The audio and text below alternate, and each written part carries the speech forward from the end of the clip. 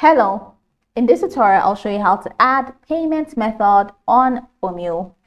The first thing I'd like you to do is to launch your Omio account, which of course I've done right here. Next thing is, how can you create an account on Omio? Pretty simple. Launch in the browser of your choice and locate the search bar. In the search bar of the browser, type omio.com, and that's going to take you to the official website for Omio. Once you get in there, from the top right corner, follow through the on-screen prompts to create your account. And after creating your account successfully, it's going to take you right into this fantastic homepage where you can now explore a lot of features to have an exciting time in Omio. Now that we're here, let's quickly hop into today's text, and that is how to add payment method on Omio.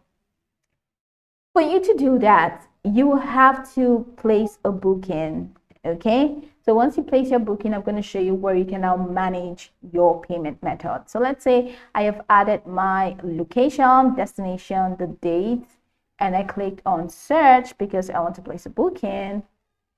So that's pretty much going to open up shortly. And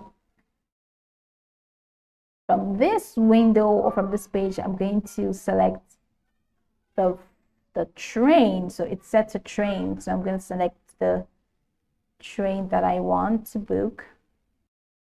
So over here, all I need to do is to select any. After selecting, it takes me to this window. So I'm going to select the ticket. I'm going to select the highest because it has a lot of benefits. Then I'm going to go to passenger details.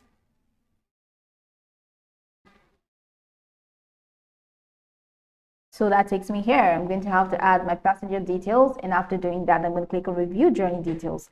Now, once you click on review journey details, it's going to take you to the next window for you to review and pay. And once you're in that window, which is the payments window, you're going to see payments methods, and just right under the payments method, you're going to see a couple of categories.